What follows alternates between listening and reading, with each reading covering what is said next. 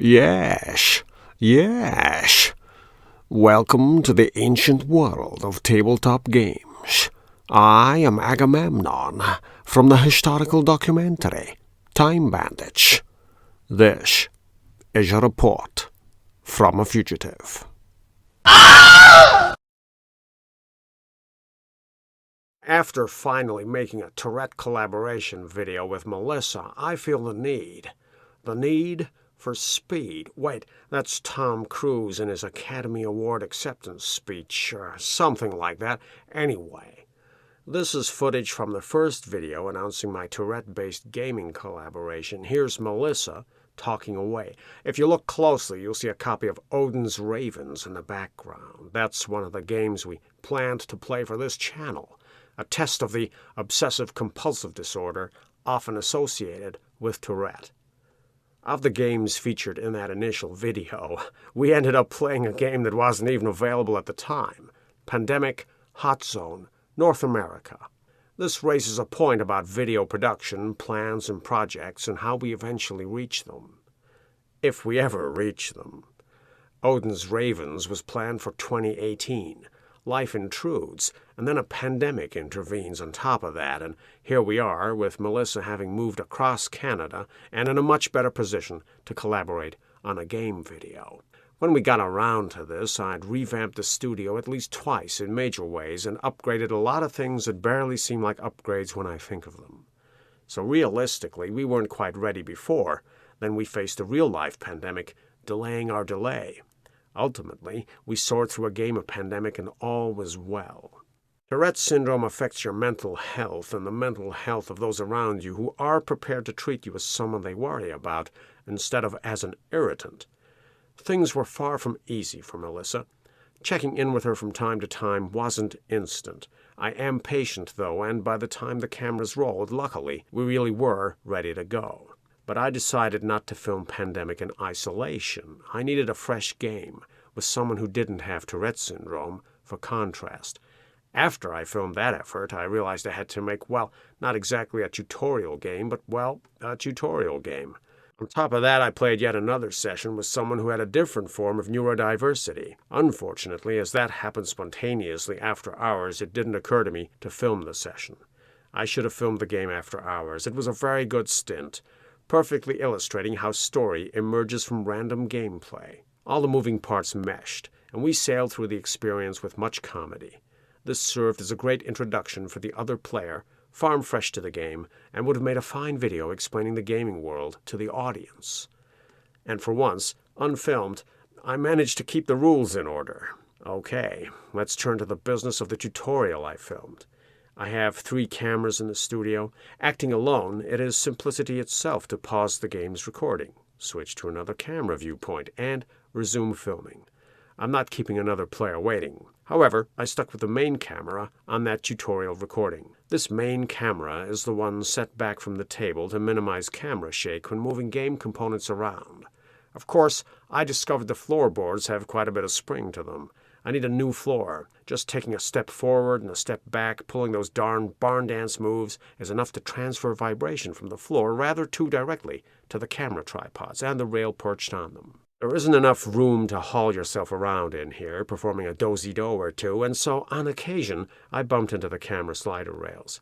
If you know how these videos are made, you know there are 2 camera rails held together like a giant crucifix sitting on tripods. Plenty of movie furniture to bump into. Here's one of the important things to note about filming a board game.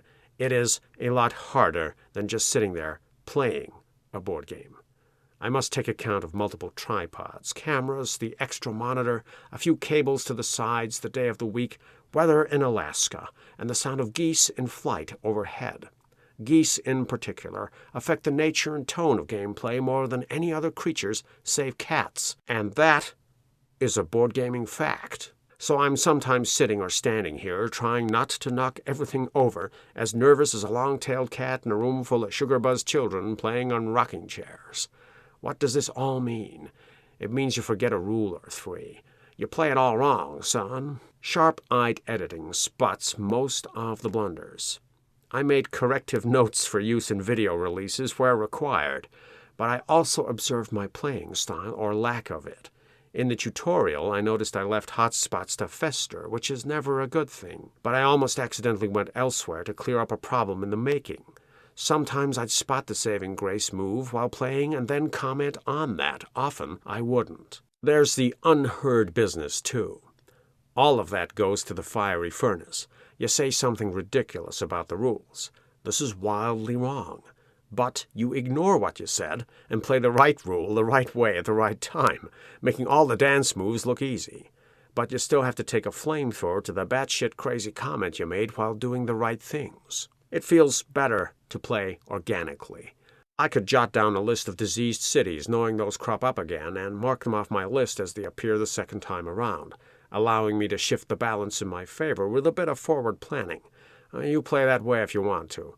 Frankly, my dear, I don't give a damn.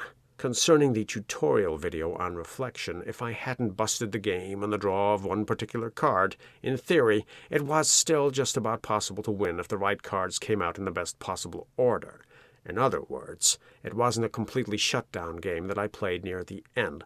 Optimism carries you through, whether the game is still winnable or not. If I track the cards and know almost all hope is gone, where's the fun in that?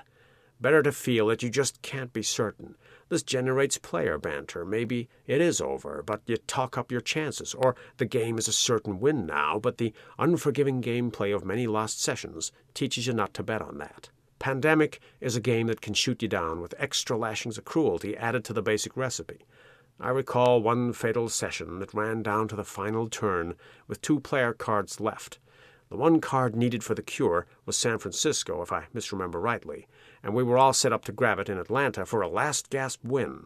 Sadly, there was a final epidemic in there as well, and that was going to end us. Well, obviously, we could have made moves earlier in the game to limit the damage of the final epidemic. That was possible. We hadn't played that way, though, and the initial shuffling of the deck provided a green tombstone instead of a red rescue. From the way we played in the mid-game, we ended up royally screwed by the card order at the very end. The closest game we'd ever lost. By one card, you could cut the tension with a cliché. Hindsight pointed to a few slack decisions in the mid-game. If only we'd done this, we'd have cured the disease just before the end, or lessened the damage of the impending collapse. Defeat and victory were poised with jaws over each other, but the game isn't called Feel Good. As for these filmed sessions, yes, sharp-eyed editing spots most of the blunders. I accidentally shut down one game with technical difficulties. It is far harder to film a board game than it is to simply sit down and play minus the cameras. So I messed up, throwing in an epidemic a turn early that time, just at that stage in the game when one good turn should have handed us the goods. I filmed all 3 videos slightly differently. The tutorial came last, as I knew I had to fill a gap for the sake of the viewers. The test collaboration, minus the Tourette, was a disaster, not for the technical difficulties, including my error in adding an epidemic too early, no. For that video, I opted to use 2 cameras, switching between them. This avoided using the camera slider to go from game board to cards held by each player and back again. That way, I could edit without added layers of complication. However, my co-conspirator asked me not to bother switching cameras as this was too much trouble, and there the trouble began. With a clear view of the card situation, switching back to the game board, another player, on another continent, can grasp possible tactics and moves far more easily. But we skipped all that. This led to my explaining far more options that should have been left to my collaborator to view, and that made for what felt like a one-sided game, something you try to avoid in Pandemic. Avoid, yes, like the plague.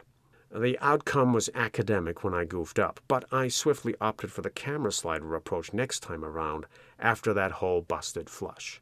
And what of the Tourette game itself? Early concerns centered around Tourette syndrome's associated problems, primarily obsessive-compulsive disorder. On the night, this wasn't a problem. We geared up for a terrible time, prepared for that. I was ready to stop the video at a moment's notice so that we could take a break. Maybe we'd record a vocal tic so offensive that we couldn't go on if a cycle of repetition kicked in. Or obsessive-compulsive disorder goes and rears its many heads and Hydra-like strikes down every facet of gameplay related to numbers. We'd spent a long period contemplating the playing of some sort of game.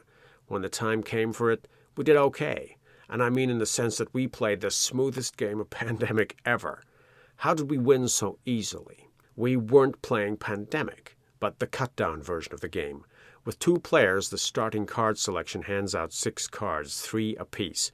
As you need 4 cards to cure a disease, it is possible to open the game with a winning combination in your first turn. This becomes easier if one player is the researcher and can hand a card over no matter what city you are in. If that isn't the case, then you might get lucky with blue city cards as long as one is Atlanta and the other player already has 3 blue cards. However you slice this up, curing a disease in your first turn provides a solid boost to your chances of winning. Immediately, the cured disease frees up the city cards of that color. You can throw them away on the discard pile without consequence if you exceed that pesky hand limit. It's no longer risky spending those city cards as tickets when flying around the board. Curing a disease super fast eases the strain of hand management and opens up flight possibilities.